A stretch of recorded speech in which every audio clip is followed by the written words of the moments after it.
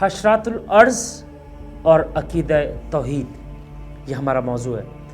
بسم اللہ الرحمن الرحیم، الحمدللہ رب العالمین۔ عزیزان گرامی قدر، جب ایک انسان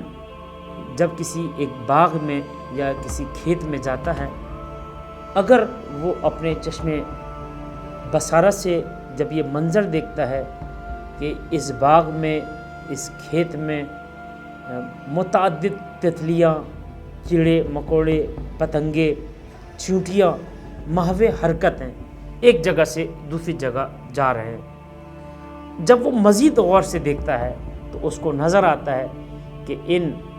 حشرات الارض اور ان کے کیڑوں کے پیروں میں کچھ ایسے دانے جو زرد رنگ کے ہیں، جو لال رنگ کے ہیں، مختلف کلر کے دانے ہیں جو ان کے پیروں سے چپکے ہوئے ہیں، اس لیے کہ جب مختلف کیڑے جب ایک پھول کا رس چوسنے کے لیے اس میں جاتے ہیں، اس میں اترتے ہیں، جب باہر نکلتے ہیں تو ان کے پیر آلودہ ہو جاتے ہیں ان کے نرم اور ملائم بیجوں کے ساتھ، اور پھر یہ مسلسل حالت حرکت میں ہوتے ہیں۔ ایسا لگتا ہے کہ کسی فیکٹری میں کام کرنے والے ورکر ہیں جو چابک دستی سے کام کر رہے ہیں، کوئی کیمرہ ہے کہ جو ان کو دیکھ رہا ہے، ایک مالک ہے کہ جو مسلسل ان پر نگاہ رکھے ہوئے ہے۔ اسی طرح ایک باغ میں جب یہ تتلیاں ایک جگہ سے دوسری جگہ، یہ چیونٹیاں، یہ آنٹس، یہ کیڑے مکوڑے جب حرکت کر رہے ہوتے ہیں تو ایسا لگتا ہے کہ یہ باوردی ورکرز جو اپنے سوٹ بوٹ پہن کر بڑے ٹھاٹ سے ایک سسٹم کے مطابق حالت حرکت میں ہیں، مسلسل یہ ایک درخت سے دوسرے درخت اور ایک ٹہنی سے دوسری ٹہنی کے اوپر جاتے ہوئے نظر آ رہے ہوتے ہیں، اور ایسا لگتا ہے کہ کوئی ہے کہ جنہوں نے ان کو کام پہ لگایا ہوا ہے، یہ اپنی جاب کو بہترین انداز میں ڈن کرتے ہیں، اور اس کا مطلب یہ ہے کہ کوئی ہے کہ جنہوں نے ان کو سکھایا ہے، ان کو بتایا ہے کہ تمہارا وظیفہ کیا ہے، تمہارا کام کیا ہے۔ عزیزان گرامی قدر، صرف یہ حیوانات میں نسل افزائش کا سلسلہ ایسا نہیں ہے کہ تتلیوں کی گھر ہی بچے پیدا ہوتے ہیں، چیونٹیوں کے گھر ہی انڈے اور بچے ہوتے ہیں، بلکہ اگر آپ علوم نباتات کو اٹھا کر دیکھیں تو آپ کو یہ ملے گا کہ اس روئے زمین پر متعدد ایسے نباتات اور انگنت درخت موجود ہیں کہ جن کے نر اور مادہ میل فیمیل کا کانسیپٹ پایا جاتا ہے، لیکن سوال یہ ہے کہ یہ درخت نہ چل سکتے ہیں، نہ پھر سکتے ہیں، نہ یہ ایک دوسرے کے قریب جا سکتے ہیں، لیکن پھر بھی یہ کس طرح سے ان کے یہاں مزید نسل افزائش ہوتی ہے، ان کی نسل بڑھتی رہتی ہے، یہ سوکھتے ہیں خزاں کے موسم میں، یہ بہار میں کھلتے ہیں اور کھلتے ہیں اور کھلتے رہتے ہیں، جب تک کہ ایک مرید اور ایک مشیت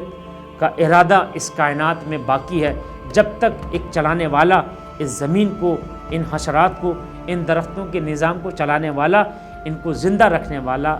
جب تک ارادہ کرے گا تب تک یہ درخت چلتے رہیں گے۔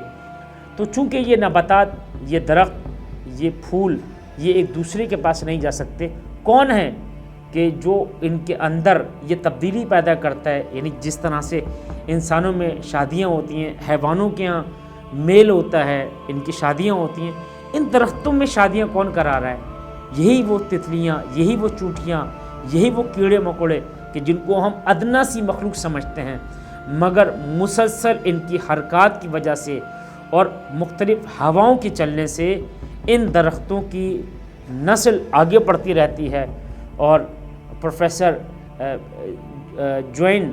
بریٹر یہ کہتے ہیں کہ اگر دنیا کے اندر یہ کیڑے مکوڑے نہ پائے جاتے، اگر اس کائنات میں یہ ادنا سی مخلوق نہ ہوتی تو میرے پھلوں کی ٹوکری مجھے خالی ملتی۔ یعنی آپ دیکھیں کہ کس طرح سے ایک مسلسل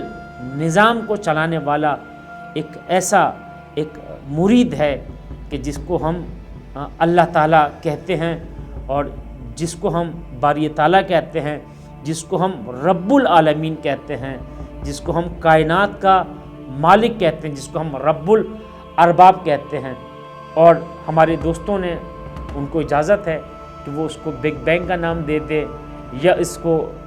تھیوری آف ایولیوشن کا نام دے دیں، لیکن ہم نے تمام تھیوریوں کے اوپر ایک تھیوری اور ہمارا ایک عقیدہ ہے، ہم اللہ سے محبت کرتے تھے، ہم اللہ سے محبت کرتے ہیں اور اللہ سے محبت کرتے رہیں گے۔ یہی ہمارا ایمان ہے اور یہی ہمارا جزء ایمان ہے کہ جب ہم اللہ کو مانتے ہیں تو اللہ کی اتاری ہوئی کتابوں کو بھی مانتے ہیں، اس کے بھیجے ہوئے انبیاء کو بھی مانتے ہیں، اس کے مرسلین کو بھی مانتے ہیں، اور نہ صرف ان انبیاء کو مانتے ہیں بلکہ ان کے ورثہ، ان کے وارثوں کو مانتے ہیں۔ ہم اماموں کے ماننے والے ہیں اور ہم امام زمانہ امام مہدی برحق کے بھی ماننے والے ہیں۔ السلام علیکم ورحمۃ اللہ وبرکاتہ۔